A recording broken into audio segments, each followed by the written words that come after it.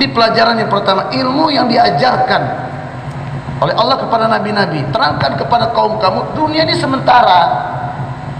Dunia itu sudah ditakdirkan kehidupanmu. Jadi jangan ngurus dunia. Dunia ini tinggal diambil jatah kamu, ambil jatah kamu.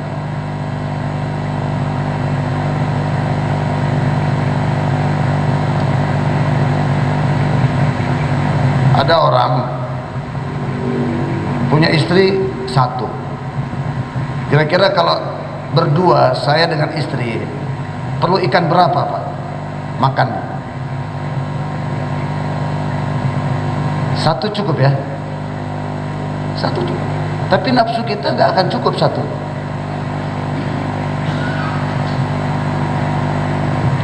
Jadi tetangganya bilang sama dia, Bapak mengail tiap hari satu ikan.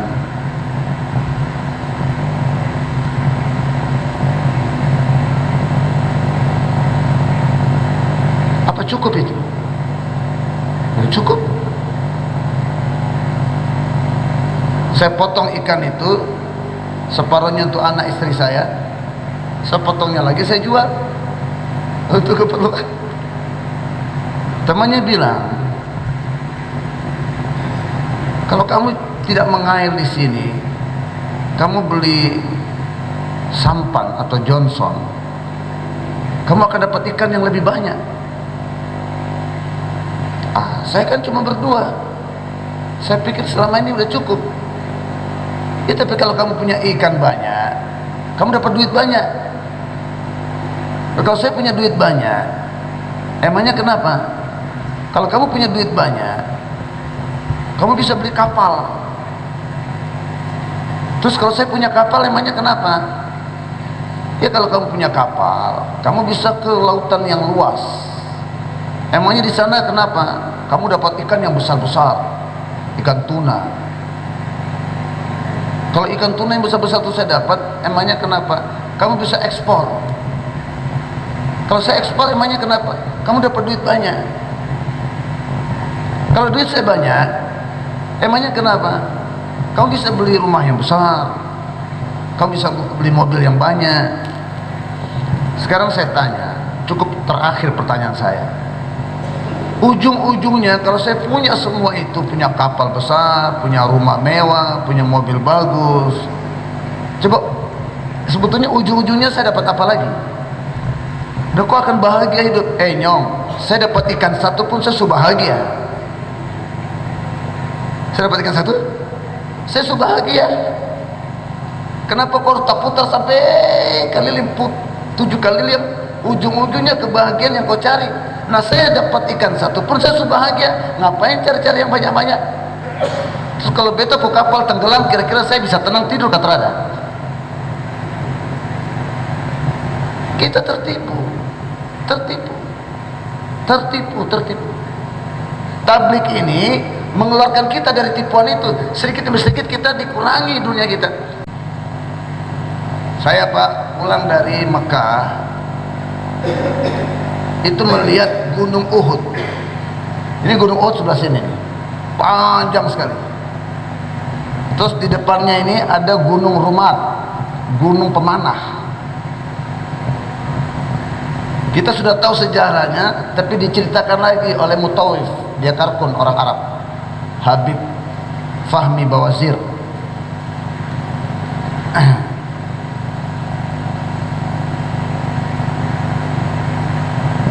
Jadi tatkala Nabi suruh tinggal di atas bukit, jangan turun, pas itu perintahnya. Tatkala pasukan kafir Khalid bin Walid lari tunggang langgang, kemudian pada saat mereka lari, Khalid melihat di atas bukit ini pemanah ini turun satu demi satu. Kenapa turun? Ada yang bilang kita sudah selesai perang. Amirnya bilang belum. Selesai tidak selesai, perintah Nabi jangan turun. Yang lainnya bilang lagi, kan sudah selesai, berdebat. Nah perdebatan ini menghilangkan kerja. banyak ngomong, gak ada kerja. Ini yang menyebabkan semangat bekerja jadi melemah. Semangat kerja melemah karena banyak bicara. Banyak bicara yang menimbulkan perdebatan. Perbedaan pendapat wajar, tapi kan ada Amir. Amir bilang apa? Selesai. Kalau Amir sudah putus, Amir bilang tetap di sini hatta idza fashiltum. Bantuan Allah tetap menaungi sahabat Nabi dan sahabat di peperangan Uhud. Sampai kapan bantuan itu berada pada mereka? Dan mulai terangkat bantuan Allah hatta idza fashiltum, sampai kalian lemah,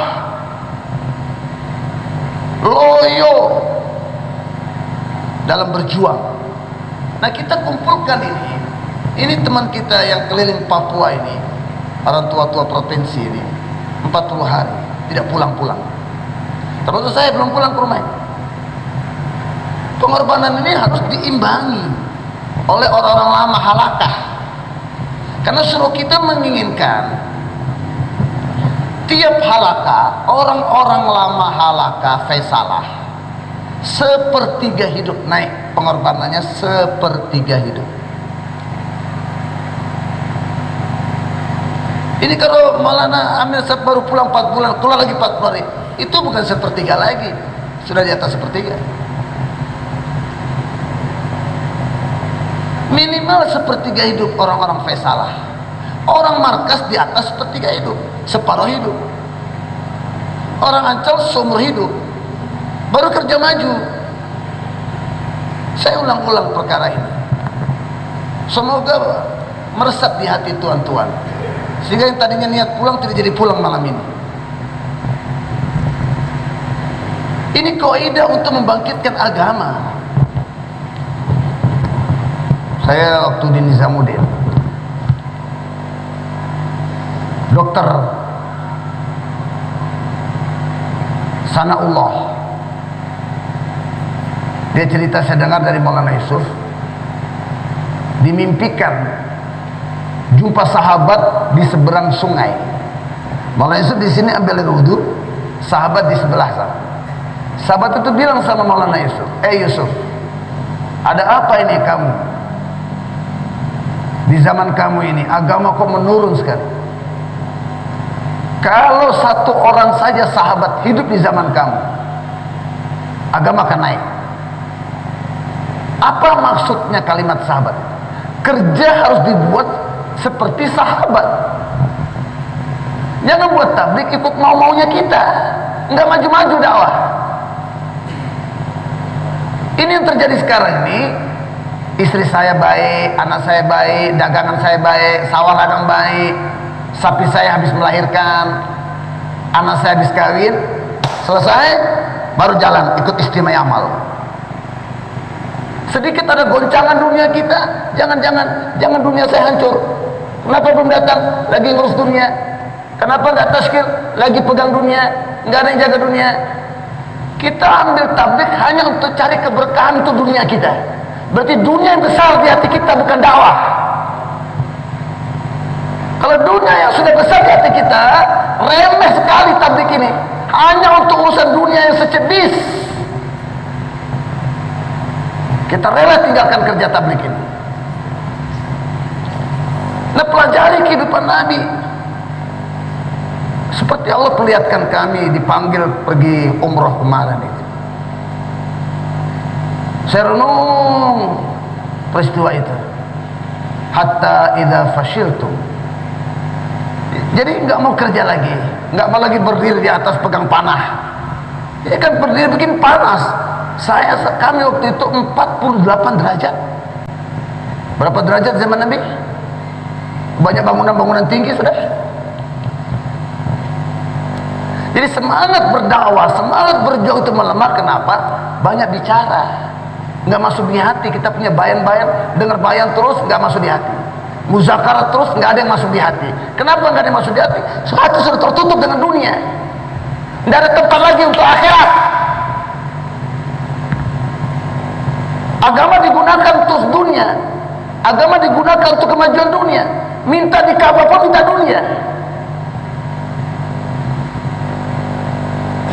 Anak sakit menangis, toko berkurang rugi menangis, makomi berkurang tidak menangis.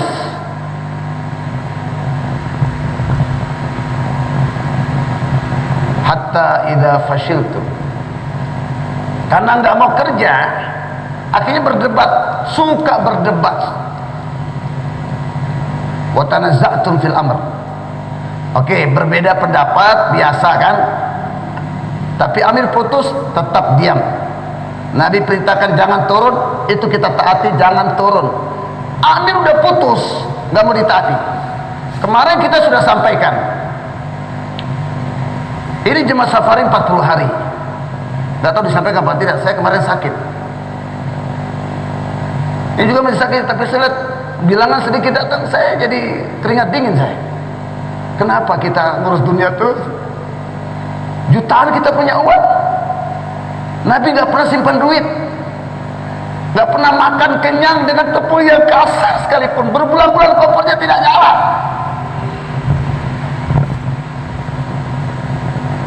Kita tidak merawat agama ini, dan tidak akan mungkin pengorbanan kita selevel dengan Nabi dan sahabat. Allah tahu kelemahan kita, tapi kita nggak mau berkorban sedikit pun. Inni ra'aitul hilal, tsummal hilal, tsummal hilal. Kata Aisyah, aku lihat bulan, aku lihat bulan, aku lihat bulan. 2 bulan berturut-turut kompor Nabi 9 keluarga tidak ada yang nyala. Nabi tidak pernah kenyang makan dengan tepung yang kasar sekalipun. Kita masuk di museum Madinah, saya menangis. Rumah Nabi seperti itu. Istana Kisra dan Kaisar begitu hebatnya. Cuma ada tungku dengan panci.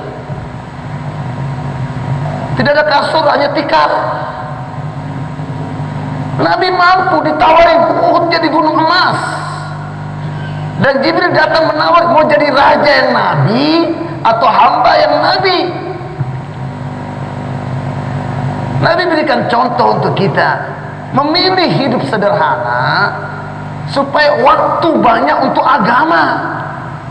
Kalau makan banyak, rumah besar, mobil banyak, kapling banyak, banyak waktu ngurus dunia, nggak ada waktu untuk agama.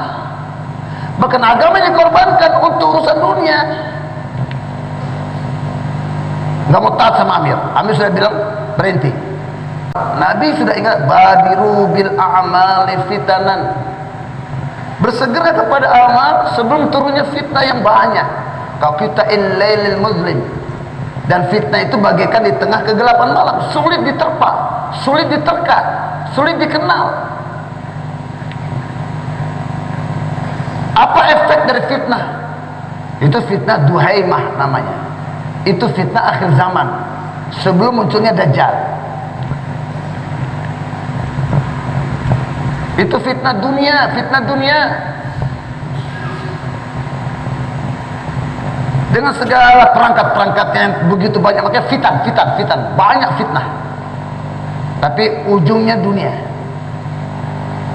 Penampilannya lain, faktanya lain, beritanya lain, hakikatnya lain.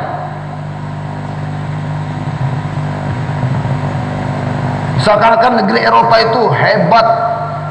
Memang kalau kita pergi ke sana hidup mewah, dapat duit banyak. Ke Jepang, ke Korea, berbanyak wanita-wanita ke sana tinggalkan istri di Indonesia. Kelihatannya duit banyak, bisa bangun rumah, tapi iman rusak, amal rusak, syariat rusak. Lebih memilih duit banyak dengan mengorbankan iman dan amal daripada menjaga iman dan amal tapi miskin. Seperti itu rusaknya keyakinan. Dan Nabi berdoa, Allahumma hyini miskina wa amitni miskina wa syurni fi zumratil masakin. Hidupkan aku dalam keadaan miskin, matikan aku dalam keadaan miskin. Bangkitkan aku beserta dengan orang miskin. Efek dari fitnah Duhaimah ini, yusbihu rajulun mu'min wa yumsi kafir. Pagi hari beriman, sore kafir. Wa yumsi kafir mu'min wa yusbi kafir. Sore beriman, pagi kafir. Nah, sekarang di sini dijelaskan hadis ini. Kenapa bisa begitu? Apa faktornya orang begitu cepat kafir? Yabi'una dinahu. Yabi'una dinahu bi'aradin minad dunya. Mereka menjual dunia mereka dengan agama. Menjual agama dengan dunia. Agama dikorbankan karena dunia. Sibuk ngurus dunia, gak ada waktu untuk agama. Agama dikorbankan untuk dunia. Dunia nggak berani dikorbankan untuk agama. Akhirnya agama dikorbankan untuk dunia.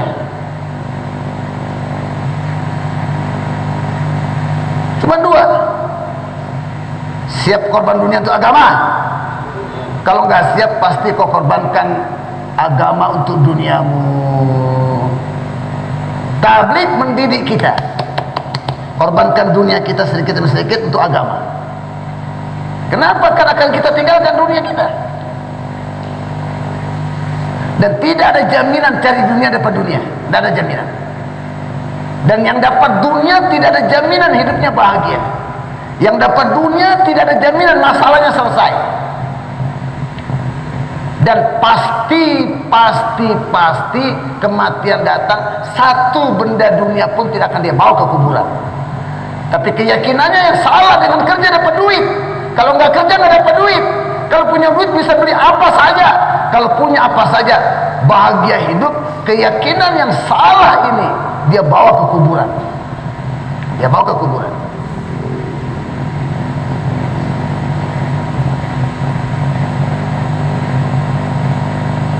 Akhirnya anaknya Since yang pertama tamat SD, dia hitung. Dia bilang, Pak, betul 999.000. Kau hitung ulang dulu. Dia hitung lagi ulang berkali-kali. Aku tamat SD terlalu itu, panggil Susi yang tamat SMP itu.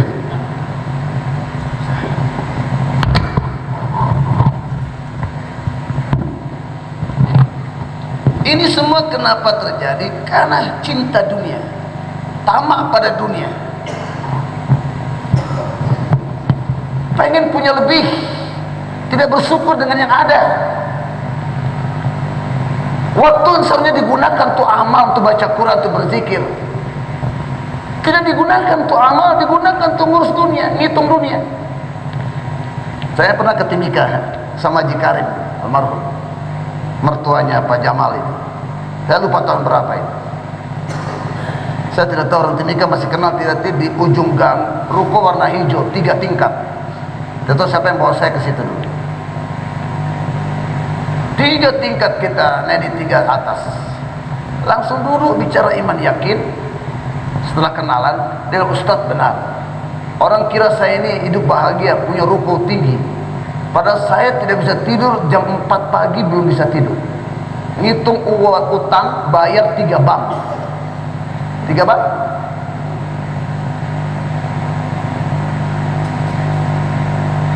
Dulu saya jualan di emper-emper, jam 9 bisa tidur. Sekarang jam 4 susah tidur juga. Saya menyesal kenapa pinjam uang di bank. Bahagia sekali saya dulu jualan di emper-emper itu. Bahagia sekali. Sekarang kebahagiaan itu hilang. Tertipu dengan dunia, tertipu, masuk dalam jalan dunia.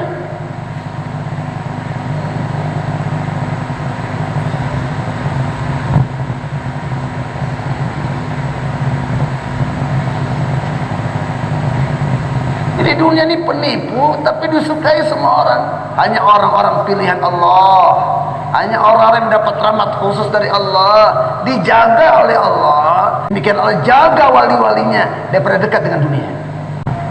Nah, kalau ada program tabligh begini 2 hari kita itikaf, senang seharusnya. Akan menguatkan iman kita, akan menjauhkan kita dari tipuan dunia. Jangan justru cari jalan tikus sembunyi-sembunyi, ambil motor pergi pulang. Nah, ini rahmat ini, nggak mau dengan rahmat.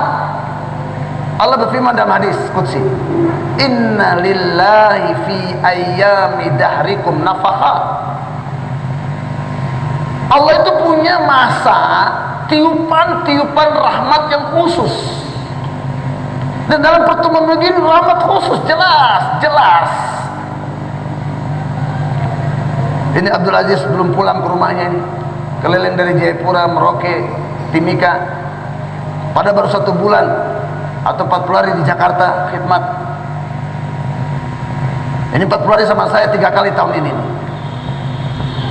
Zainuddin juga kita taskil, tapi dia kemudian dipanggil pergi umroh di sana. Saya sudah ceritakan tadi Amir Sab kita, pengorbanan ini berjalan.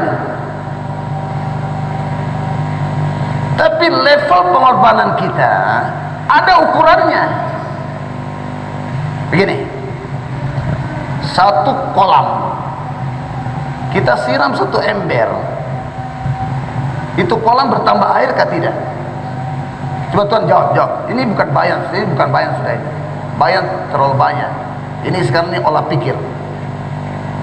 Itu kolam kita tambah 1 ember, kita masukkan 1 ember, bertambah tidak? Bertambah. Tapi kelihatan nggak bertambahnya? Tidak. Tuan-tuan datang ke sini 2 hari 2 malam. Jangan cari dunia, jangan ngurus dunia, jangan sentuh, jangan pegang istri. Kira-kira nafsu dan syahwat kita sakit apa tidak? Ada yang jawab. Sakit ke tidak? Sakit ke tidak?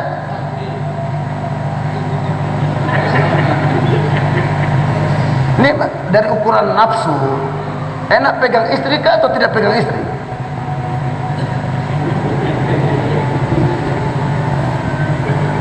Ini pengorbanan nafsu dan syahwat ini dalam mentaati hukum, dalam menyebarkan hukum. Allah hargai. Allah tidak pernah mengorbankan menyia-nyiakan pengorbanan hamba. Kisah Nabi Yusuf dengan Zulaiha.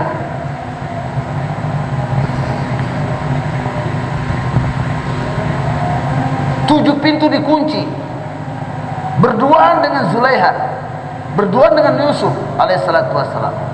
Bahkan patungnya yang jadi tuannya dia tutup supaya jangan lihat dia, patung ditutup wajahnya. Nabi Yusuf bilang, Tuhanmu sudah tidak lihat, tapi Tuhan saya masih melihat. Berduaan, tidak ada yang lihat dari makhluk. Nabi Yusuf masih muda, wanita cantik jelita, ratu yang minta. Asbab untuk buat maksiat, kemudian untuk buat maksiat terpampang di depan. Asbab untuk melampiaskan nafsu dan syahwat terpampang di depan. Allah perlihatkan dalam kehidupan mereka.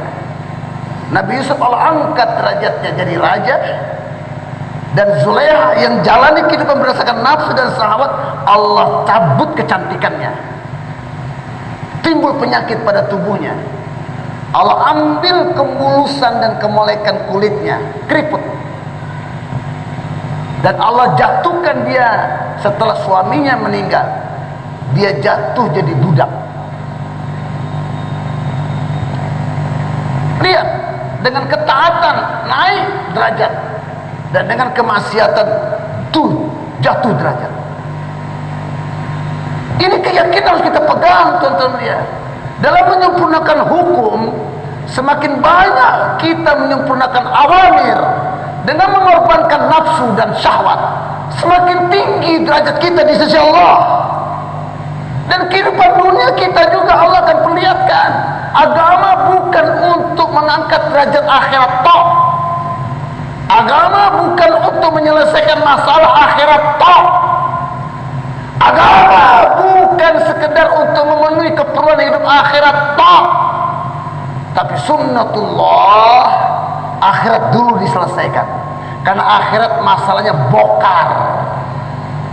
Akhirat masalahnya banyak. Kubur, masalah mahsyar, masalah mizan, masalah sirat, masalah neraka. Bokar-bokar masalahnya. Dan tidak ada siapapun yang bisa menolong kita selain Allah. Yaumul la yanfa' mal wala banun. Harta dan anak tidak bisa menolong kita. Lapar nggak bisa minta bantuan makanan. Haus tidak bisa minta bantuan minuman. Maka Allah perbaiki dulu akhirat kita. Ujung-ujungnya Allah sering ucapkan dalam Al-Quran, wal aqibatu lil muttaqin. ujung-ujungnya yang baik itu kehidupan orang-orang yang bertakwa. Awal-awalnya susah. Di sini orang sulit mengambil agama karena susah awalnya. Tapi orang yang sibuk menjalani kehidupan nafsu dan syahwat, akhir-akhirnya binasa. Qarun akhirnya binasa dengan hartanya. Fir'aun akhirnya binasa dengan kerajaannya. Haman akhirnya binasa dengan jabatannya. Kaum Samud akhirnya binasa dengan proyeknya. Kaum Sabah akhirnya binasa dengan sawah ladangnya. Kaum Shu'aib akhirnya binasa dengan dagangannya. Kaum Nabi Nuh akhirnya binasa dengan mayoritasnya. Kaum Nabi Isa akhirnya binasa dengan hipotesa-hipotesanya. Awalnya enak-enak, mantap-mantap.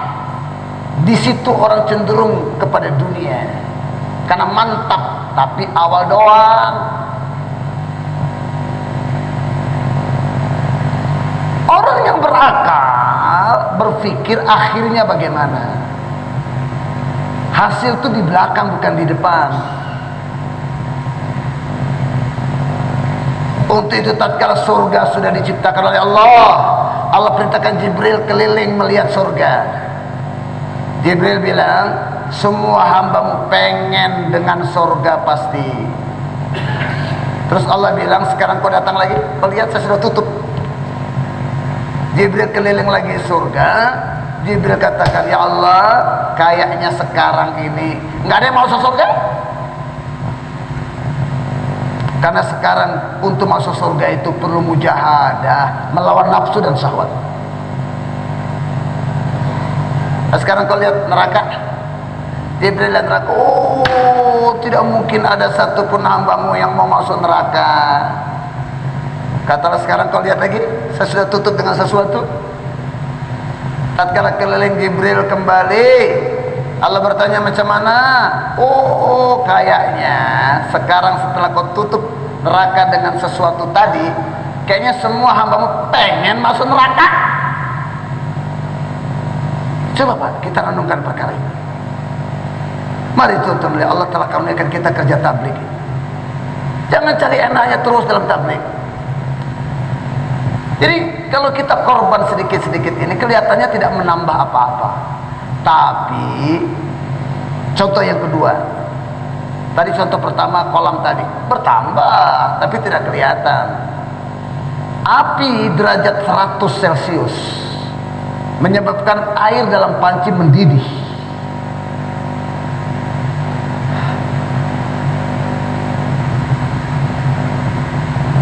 Sekarang ada 4 saluran. 4 saluran tungku ini kita masukkan kayu, masukkan kayu, masukkan kayu, 4 saluran. Api bertambah, api bertambah. Ada burung, dia masukkan keringkik. Apa? Kerikil apa? Hah? Bukan, kerikil itu batu. Kayu-kayu. Ranting. Ranting kecil dia bawa masuk ke dalam.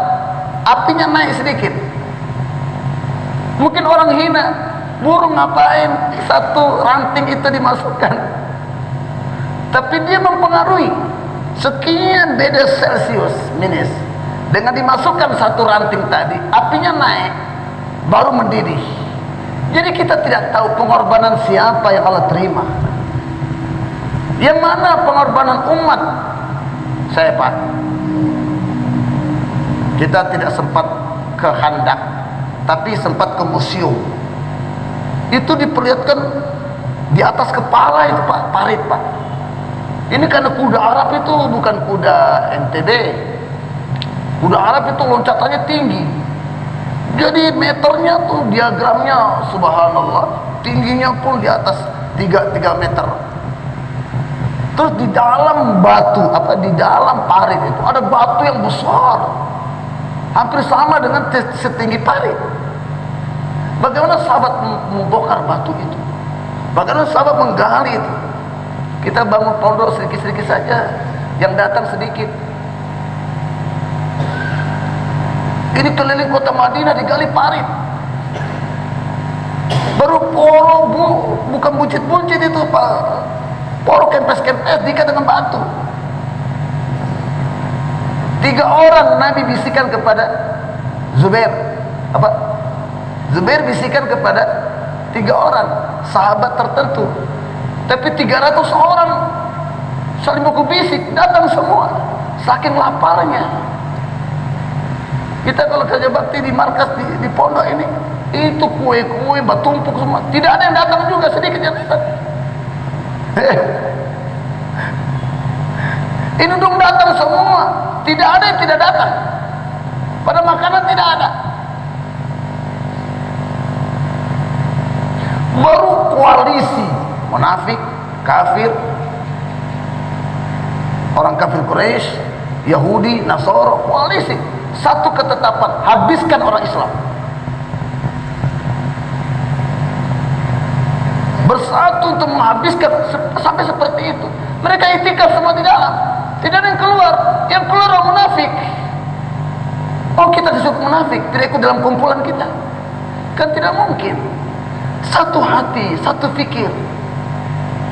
Jadi manakala levelnya seperti itu, angin kencang, Al-Quran bilang apa?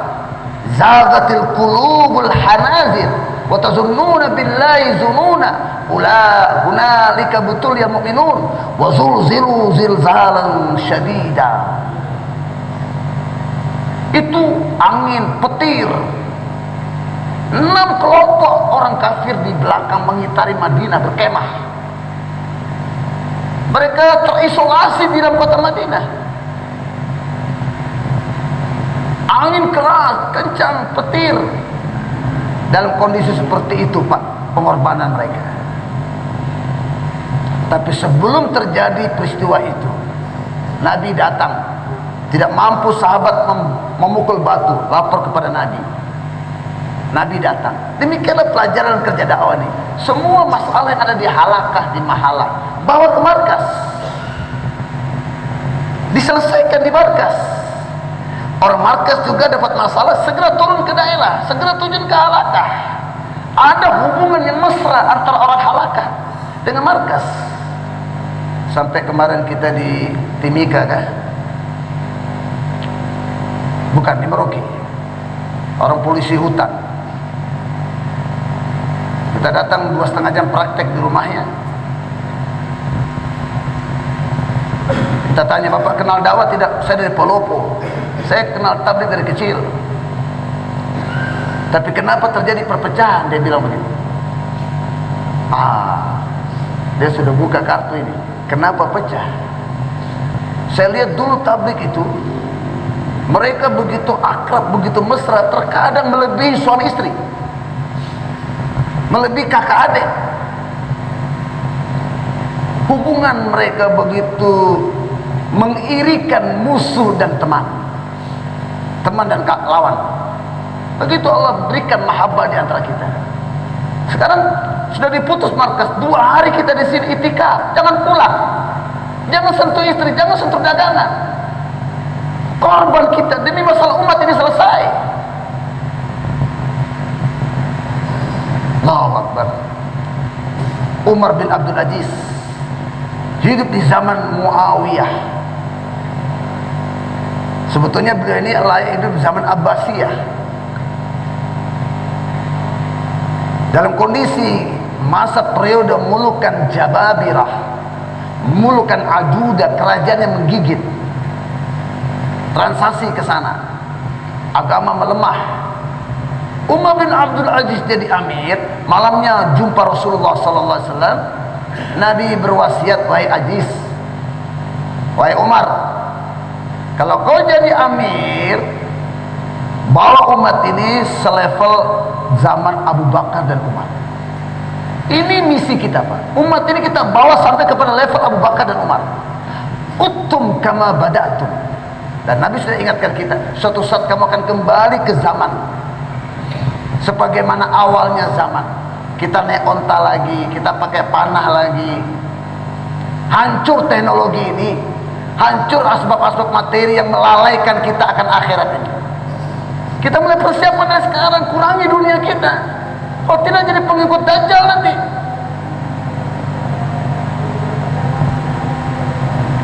Nah, Umar bin Abdul Aziz hadirin, menjadi pelajaran bagaimana cara membangkitkan agama kalau di zaman kita ini runtuh agama. Pertama dia bilang sama istri, dia kumpulkan anaknya. Kita tahu Haji Muji sudah kumpulkan anak-anaknya kan belum? Setelah kenal tabligh. Bilang begini, "Nak, saya diberikan tanggung jawab yang besar. Jadi saya punya waktu tidak sama seperti dulu lagi. Kalian bisa berdharma wisata sama saya ke Bali, ke Singapura, bisa jalan-jalan ke pantai, bisa kita ke mal-mal. Oh, sekarang tidak bisa lagi. Saya diberikan kerja dan tanggung jawab yang besar, sehingga waktu saya memikirkan umat begitu banyak, sehingga tidak ada waktu untuk kalian. Kalau kalian siap, silakan. Kalau kalian tidak siap, silakan cari bapak yang baru, silakan cari suami yang baru." Pernah nggak kita ngomong begitu sama istri dan anak kita? Kalau belum, bicara besok. Kita dikasih kerja yang besar, kita disuruh gantikan Pak Ade pun jangan mau. Kerja kecil, kerja besar ini dai. Ini panitia Ramadan aja diambil gara-gara panitia Ramadan nggak keluar 3 hari. Namanya Kapung Sontoloyo. Jangan. Letakkan diri kita, harta kita dalam musyawarah setelah kenal bulan. Setelah kita keluar 4 bulan, letakkan diri dalam musyawarah. Jangan terima tawaran semaunya. Jangan terima pekerjaan semaunya. Bersedia?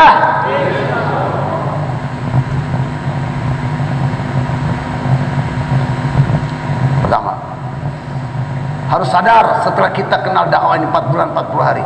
Waktu kita jangan banyak untuk anak dan istri. Waktu kita banyak untuk agama. Dan malam ini jangan pulang. Malam ini jangan pulang. Malam ini jangan pulang. Kalau mau pulang, izin dulu. Allah berfirman dalam Al-Quran, "In kanu ala amrin jami' lam yadhabu hatta yasta'zinu." Sahabat tidak akan pernah pulang tatkala ada istimai amal. Kapan berakhir baru pulang. Seperti sholat, dimulai dari takbir, muftatahatun bitakbir wa mufaqqatun bitaslim. Setelah salam baru kau bisa jalan. Masih ruku kau sejalan, nah batal salatmu. Jadi ada pertemuan itu tuan-tuan, kita harus lihat kapan dimulai, kapan akhirnya. Ini orang berakal dan mengikuti program. Ada awal, ada akhir. Sempurnakan waktunya, sempurnakan amalnya. Baru nurani kita dapati, baru kepahaman kita dapati. Banyak yang belum kita dengar. Yang kita dengar banyak yang belum kita paham. Makanya dengar lagi dan lagi. Yang sudah kita paham banyak yang belum kita kerjakan. Makanya dengar lagi supaya bisa dikerjain. Banyak sudah kita kerja tapi kita tidak istiqomah. Dengar lagi supaya bisa istiqomah. Makin kuat keyakinan kita, makin kuat hati kita memegang kerja ini. Yang kerja, yang istiqomah kadang menganggap dirinya hebat. Dengar lagi supaya ikhlas, supaya tahu bahwa kita ini nggak ada apa-apanya. Yang buat itu Allah, bukan kita.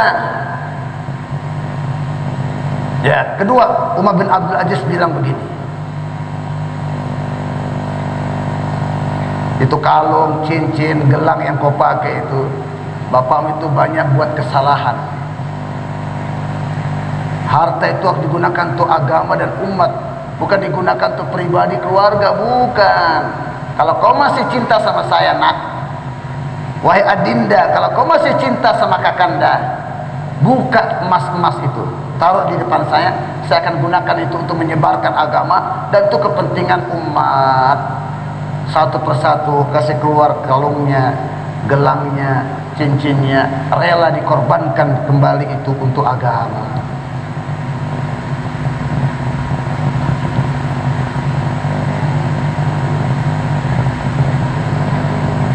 Yang ketiga, tuan-tuan melihat,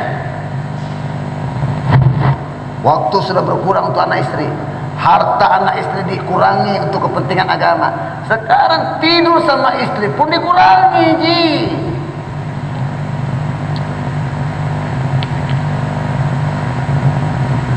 Bagaimana ceritanya? Umar bin Abdul Aziz 3 tahun setengah tidur di atas tikar, dan istrinya di dipan, istrinya di atas kasur, dia di tikar, di samping istrinya. 3 tahun setengah, wudu subuhnya sama dengan wudu isanya, tidak ambil air wudu lagi. Berarti kalau wudu subuh sama dengan isya, berarti dia ibadah terus, tidak tidur. Berarti dia ibadah terus, tidak buang air. Berarti dia ibadah terus, tidak mandi wajib. Haji. Istri di samping, tidak dikorek-korek. Kamu di sini jauh, istri di sana, masih mikir istri juga.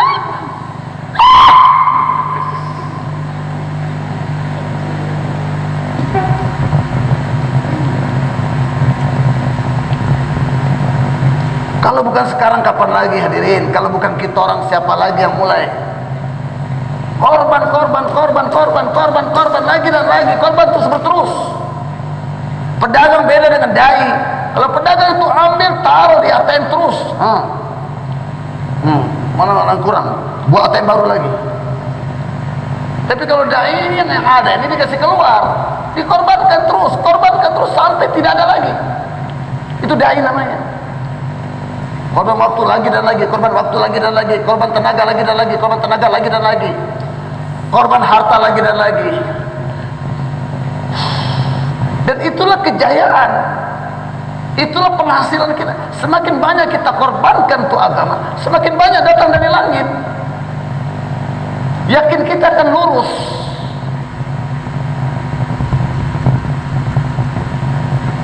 Sahabat lagakar, maldar banjaiga.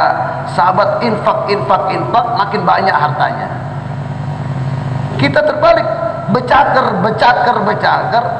Ya, datang takaza ke Pakistan. Saya sudah jaga untuk perkawinan 10 anak 50 juta. Ada uang lagi, aduh saya mau bangun ruko. Ada uang lagi, rumah sewa dulu di belakang itu. Terus dijaga untuk pribadi, keluarga pribadi, tapi berutang terus.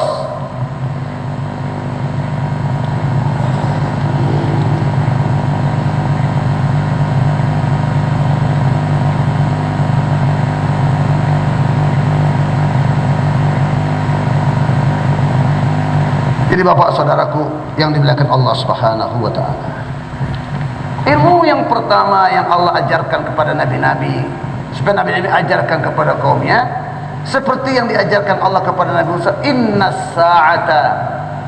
Ya tak? Pertama, innani, iman, tauhid. Innani anallah, la ilaha illa ana fa'budni. Jadi menyembah Allah enggak cukup kalimat namaz. Fa'budni, sembahlah aku, tapi sebelumnya iman dulu. Siapa yang kau sembah? Kau kenal tidak? Innani anallah, saya ini sesungguhnya adalah Allah.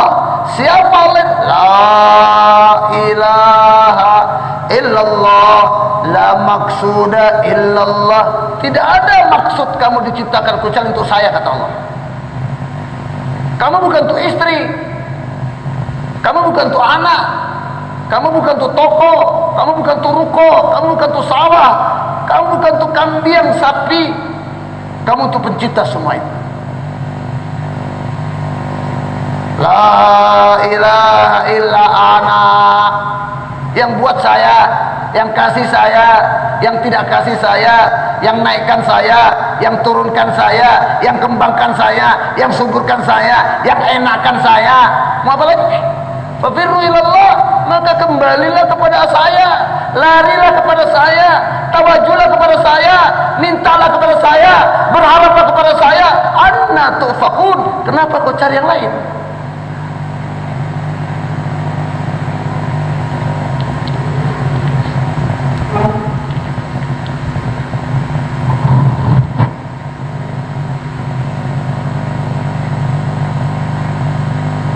Hadirin yang dimuliakan Allah Subhanahu wa taala.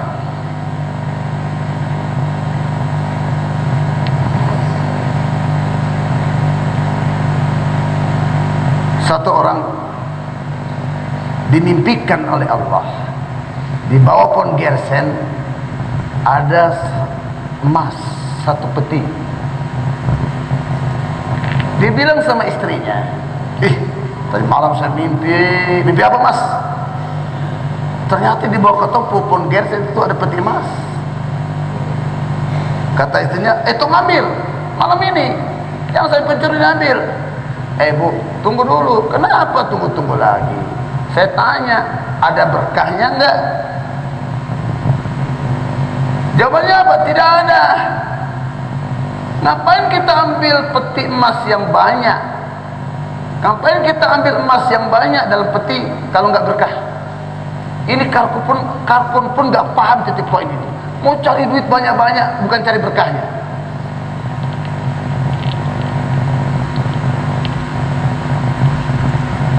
Biar malam markas pun masih buka toko.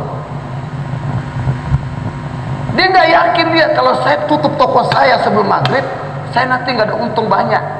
Dia kira dengan buka toko panjang-panjang untungnya banyak. Di mana yakinmu? Kau yakin dengan toko dapat duit? Makin banyak waktu makin banyak duit. La haula wala quwata illa billah. Ucapkan syahadat baru.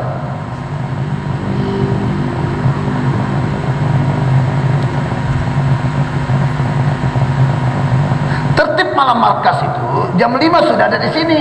Berarti pedagang-pedagang kalkun asar sudah tutup. Jangan buka. Jangankan asar ditutup, jam 10 malam baru ditutup malam markas.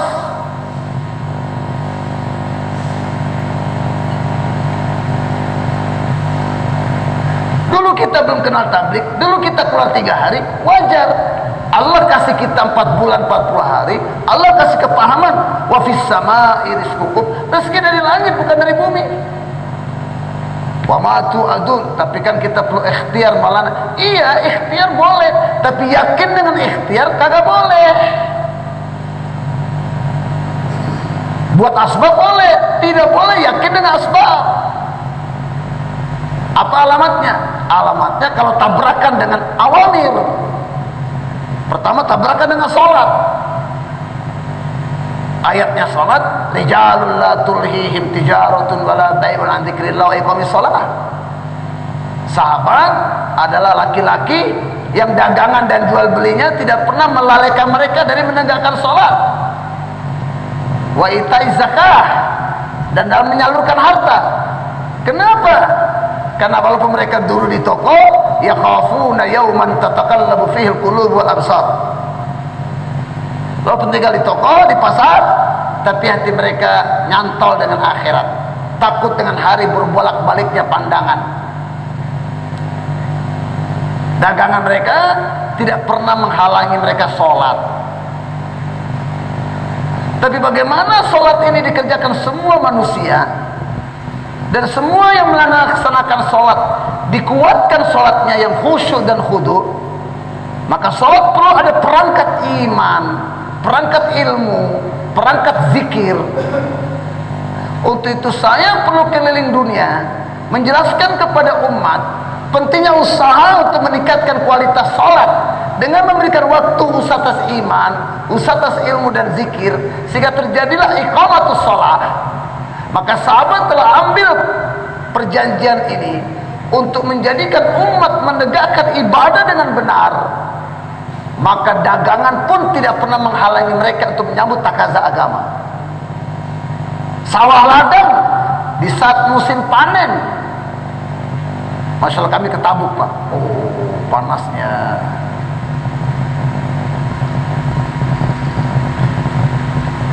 Di Taif Pak, kami lihat pohon korma depan masjid. Itu korma ajwa, bundar-bundar begini Pak, hijau keras kan, penuh semua buah dekat-dekat, tinggal ngambil begini.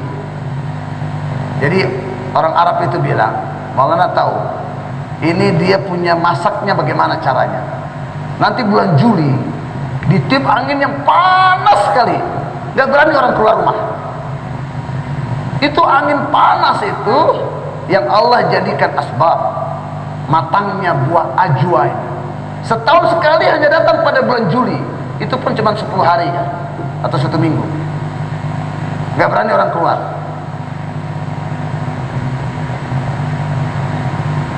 Jadi masa panen korma pun tidak menghalangi mereka untuk berdakwah. Yang mau kawin dengan ratu kampus, ratu desa, bertepatan waktu huruf, maka rela dikorbankan pernikahannya, tapi tidak pernah mereka rela mengorbankan huruf gara-gara nikah dengan gadis cantik. Jadi asbab dunia kita pun bagaimana tidak menghalangi kita dalam usaha dakwah. Ini kita diajar. Sehingga Nabi Yusuf dengan Zulaiha, kisah tadi kita sampaikan. Setiap Nabi Yusuf lewat, maka orang semua mengatakan, innahu may yattaqi wa yasbir fa innallaha la yudayyi'u ajra man ahsana amala. Ini contoh ini. Orang yang dengan sabar dan takwa, Allah angkat derajatnya dari budak jadi raja. Tatkala Zulaiha lewat, kewe kurus, ceki, kariput, badaki, Allah bilang inilah yang karena maksiat dan dosa Allah jatuhkan derajatnya jadi ratu, dari ratu jadi budak. Pak, kenapa kita ini banyak kerja dunia? Kenapa kita banyak sibuk dunia? Sama kisah Zulaiha dengan Nabi Yusuf juga. Mau dilanjut kisah Zulaiha dengan Nabi Yusuf? Ada mau tidak? Zulaiha sadar, dia pun menyadari dosa dan kesalahannya, mohon ampun kepada Allah. Akhirnya Allah terima tobatnya Zulaiha. Allah kembalikan kesugaran tubuhnya, kecantikan wajahnya. Tuan-tuan juga begitu. Tobat, kemarin pulang-pulang tobat, jangan pulang lagi. Bersedia?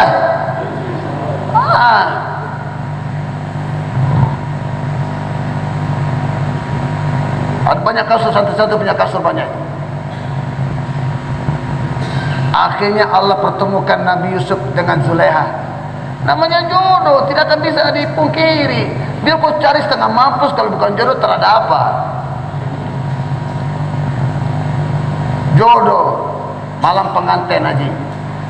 Tatkala Nabi Yusuf mendekati Zulaiha, Zulaiha bilang, tunggu saya sholat 2 rakaat dulu. Selesai sholat 2 rakaat, Nabi Yusuf korek dia lagi. Selesai itu, tunggu dulu, tambah lagi. Sholat lagi. Nabi Yusuf sutra sabar. Nabi Yusuf bilang, dulu kau setengah mampus cari-cari saya, kejar-kejar saya. Sekarang kau jual mahal lagi.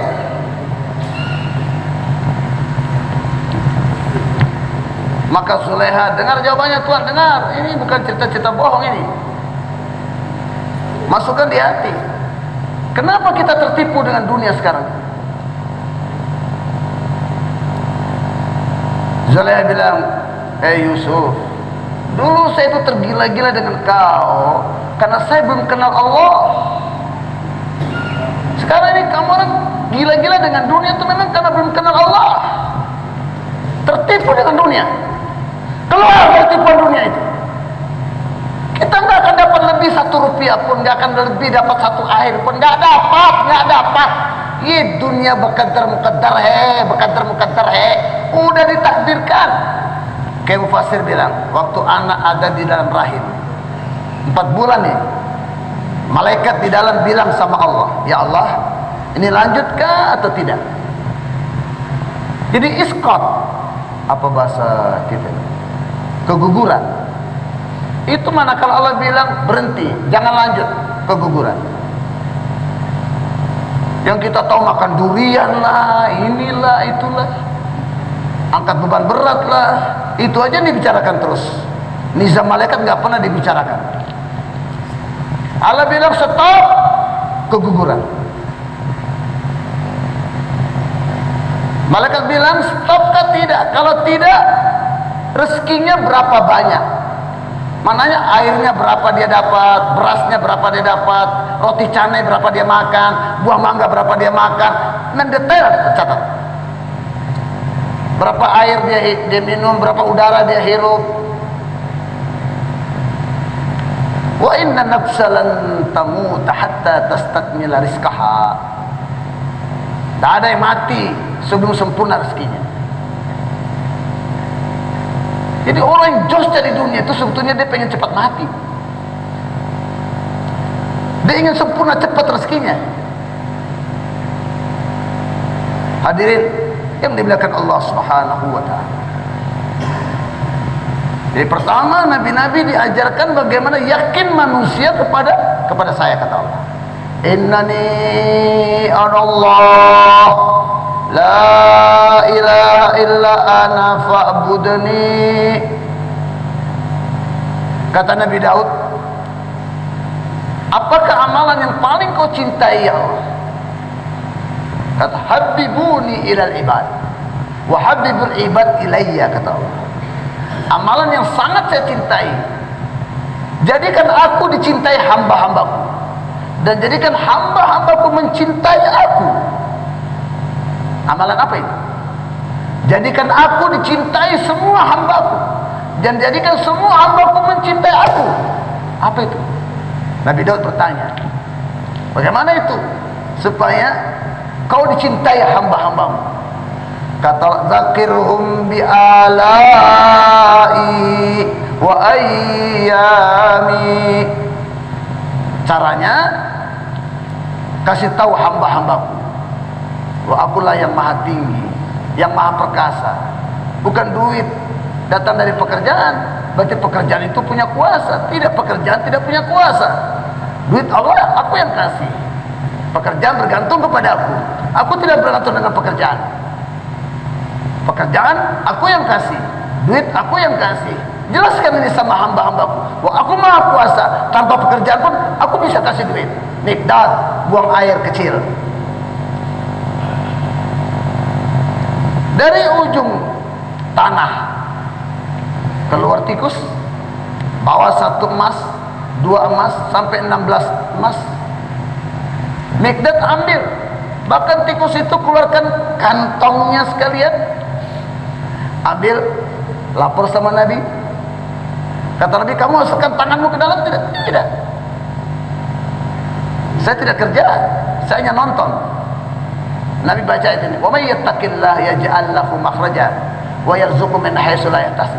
Allah tidak bergantung dengan pekerjaan. Tanpa kerja Allah kasih duit sama sahabat. Waktu sahabat menguasai Romawi, ada sahabat masuk sendiri di satu ruangan. Di dalam ruangan itu, di dindingnya ada foto, ada gambar. Ada yang di dalam gambaran itu gambaran seorang, dan orang itu tangannya bergerak. Sahabat melihat gerakan tangan itu, diikuti sampai di ujung sana. Dia gali-gali, ternyata peti emas.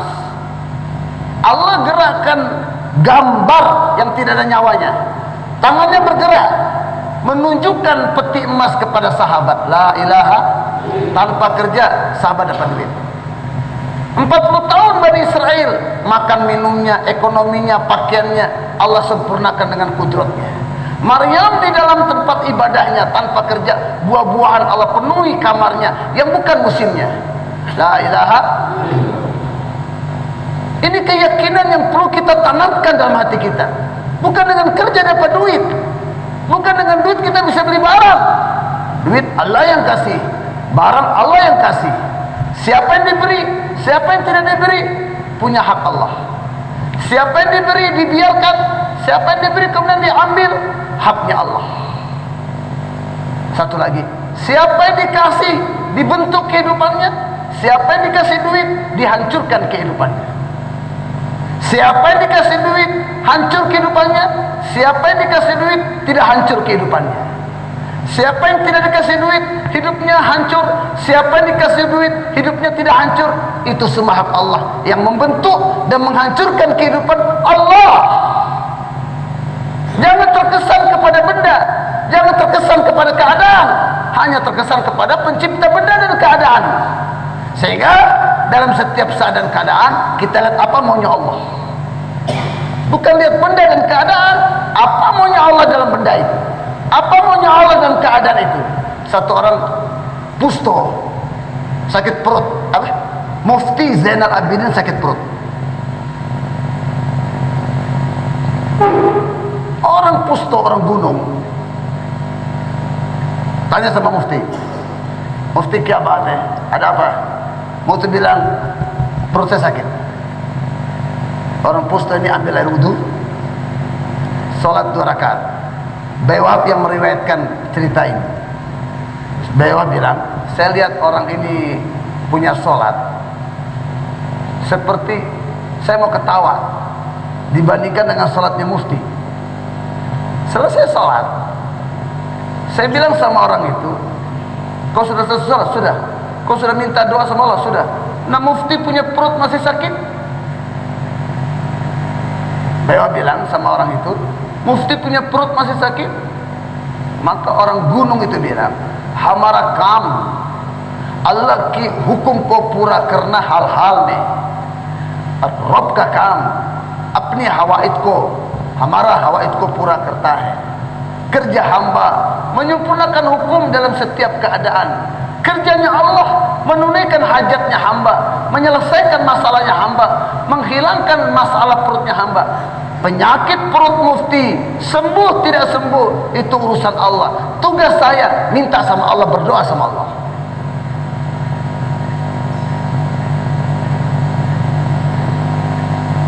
Setelah iman dan perbaikan sholat, ilmu yang penting kita pelajari, ilmu akhirat.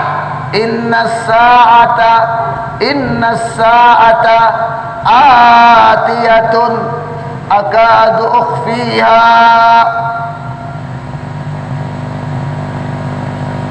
Akhirat itu pasti datang.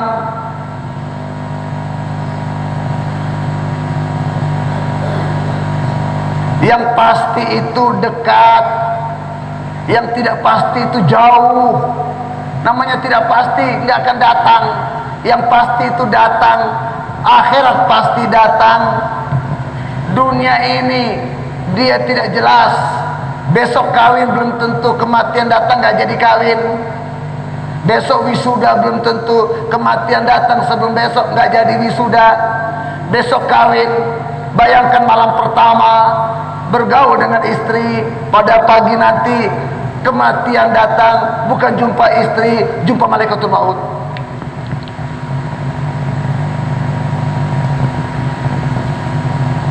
Itu setiap kita bangun malam, kita disunatkan membaca doa, Allahumma antal haq, ya Allah kau yang benar, wa qaulukal haq, perkataanmu benar, wa wa'dukal haq, janjimu benar, wa nabiyukal haq, nabi-nabimu membawa ajaran yang benar,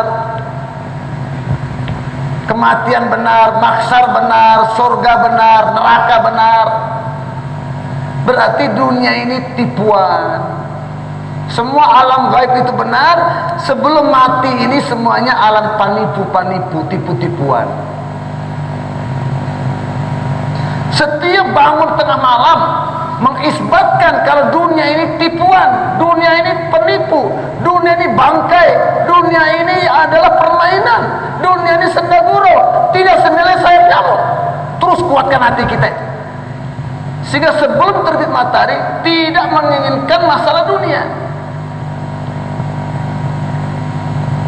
Tidak pernah risau rezeki esok, tidak pernah risau besok makan apa, nggak ada. Udah pasti. Untuk itu malah sarankan kita 7 perkara gaib selalu kita dengarkan ulang-ulang, kita dakwakan ulang-ulang. Mabda, ma'at, mabda, ma'at, awal kejadian, akhir kejadian, awal kejadian, akhir kejadian. Awal kejadian lauhul mahfuz, semua tertulis apa yang terjadi, apa yang terjadi, apa yang tertulis. Yang tidak tertulis tidak akan terjadi. Apa yang kau tulis di agenda belum tentu jadi. Apa yang kau tulis di notes kamu belum tentu jadi. Apa yang kau tulis di lauhul mahfuz itu yang jadi.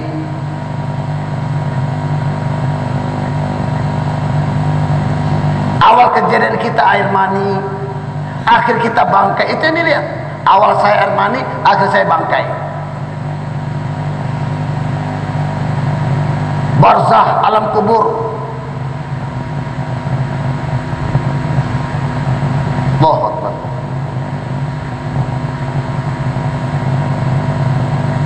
Kita disuruh mengingat kenikmatan, kita disuruh mengingat yang menghancurkan kenikmatan, yaitu ingat mati.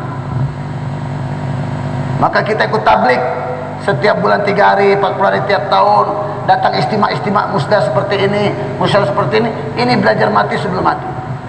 Tinggalkan dunia kita, tinggalkan anak istri kita. Dan orang yang banyak mengingat mati orang pintar. Siapa yang pintar? Orang yang banyak ingat mati. Orang yang banyak ingat mati hidupnya lapang. Ada pace satu, dia punya burung nuri. Dia mau ke hutan. Dia bilang sama burung nurinya, ada pesan tidak untuk teman-teman kamu di hutan? Dia bilang ada. Salam. Sampai di hutan, kerompolan burung nuri. Kamu dapat salam dari temanmu di rumah saya di sarang. Semua burung nuri itu jatuh semuanya, mati, nggak entah kemana. Sedihlah bapak ini pulang ke rumah, kasih tahu, saya sudah sampaikan salam, tapi teman-temanmu itu pada mati semuanya, entah kemana, saya tidak ketemu. Mendengar temannya mati, dia di sangkar pun mati, jatuh. Wih, tambah heran lagi, tambah sedih lagi pace. Lantas dia buka sarangnya, ingin melihat sakit apa dia ini mati mendadak begini. Tapi burung itu terbang keluar dari sangkar hingga di atap. Baru dia bilang, kau tipu saya kan? Dia bilang tidak, saya hanya berusaha mengamalkan nasihat teman saya. Apa nasihat temanmu di hutan kemarin? Tadi teman-teman saya bilang, Nyong, kau harus belajar mati sebelum mati. Belajar mati sebelum mati. Kalau kau tidak pernah belajar mati sebelum mati, kau sengsara, sempit hidupmu di sangkar. Nah ini sekarang ini, punya uang banyak, punya istri cantik, punya ruko banyak, tapi gelisah karena nggak ingat mati. Tapi kalau belajar mati, kau akan lapang hidupmu. Saya coba-coba belajar mati. Betul nih, sekarang saya hidup lapang. Selamat tinggal Tuhan. Jadi ilmu yang pertama perlu kita pelajari, Pak, bukan ilmu berdagang, bukan ilmu menambak, bukan ilmu cari emas, cari kayu garu, bukan ilmu buka HP. Ilmu yang pertama yang kita pelajari, dunia yang tempat kita kerja dunia ini sebentar sekali Allah letakkan kita di atasnya ini, nggak lama kita. Dan waktu yang sebentar di dunia ini bukan untuk berfoya-foya, bukan untuk bermegah-megah, bukan untuk melampiaskan nafsu dan syahwat. Tempat melampiaskan nafsu dan syahwat nanti di surga. Dunia tempat mengorbankan nafsu dan syahwat. Inna ibadallah laisu bimutanaimin. Hamba Allah itu nggak akan bersenang-senang di dunia. Yang banyak ketawa di dunia, banyak menangis di akhirat. Banyak kenyang di dunia, banyak lapar di akhirat. Yang banyak lapar di dunia, banyak lapar di akhirat, banyak kenyang di akhirat.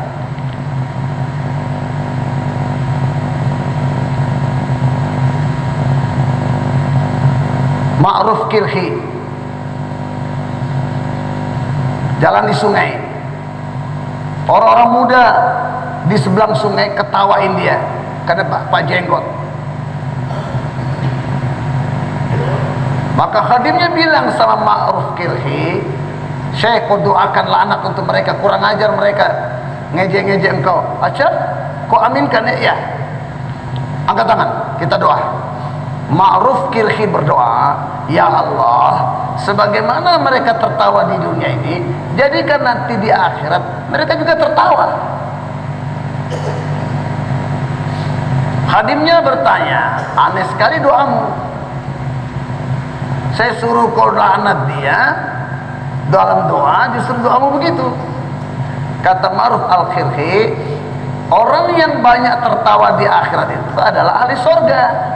Berarti saya doakan dia supaya jadi ahli surga. Langsung Orang-orang muda di seberang sungai itu menangis hadirin. Menyeberang sungai minta maaf kepada Ma'ruf Kirhi. Jadi orang yang sudah kenal Allah, orang yang tidak kesan dengan dunia ini, melihat wajahnya orang kenal Allah, melihat kehidupannya kenal kampung akhirat, berdampingan dengan dia jadi tetangganya, hati dia pun dapat nur hidayah. Jadi semakin kita cinta dunia ini, semakin kita sibuk dengan dunia, semakin hitam hati kita. Semakin hitam hati kita, semakin kotor amalan-amalan kita. Orang pun semakin jauh dari Allah gara-gara kita. Hadirin yang dimuliakan Allah Subhanahu wa taala. Untuk itu akhirat adalah perkara yang pasti, jujur, benar. Tapi sedikit orang yang mau mencintainya. Orang yang mencintai dunia adalah tertipu. Orang yang benci dengan akhirat tertipu. Kita balik, mulai kita cinta akhirat. Bersedia insyaallah. Kata Nabi, kunu min abna'il akhirah wala takunu min abna'id dunya. Jadilah kamu anak-anak akhirat, jangan jadi anak-anak dunia. Siapa yang siap jadi anak akhirat? Kalau anak akhirat, Pak, banyak bicara tentang wanita akhirat, banyak bicara tentang susu akhirat, apel akhirat, kebun akhirat, kendaraan di akhirat. Bersedia insyaallah. Ya, terakhir kata Pak Menteri ini, apa pertanyaan yang ketiga jawabannya? Apa pertanyaannya? Pekerjaan apa yang paling ringan?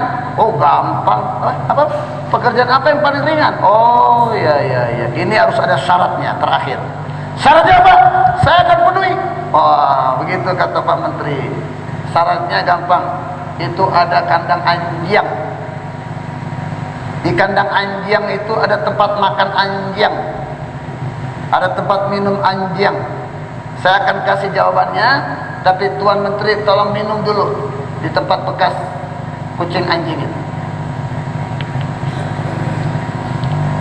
Jadi Pak Menteri pergi lari ke kandang anjing itu, diambil wadah air itu, dia mau minum.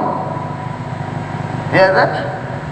Ini minuman ini belum diminum anjing, tapi wadahnya digunakan tempat anjing.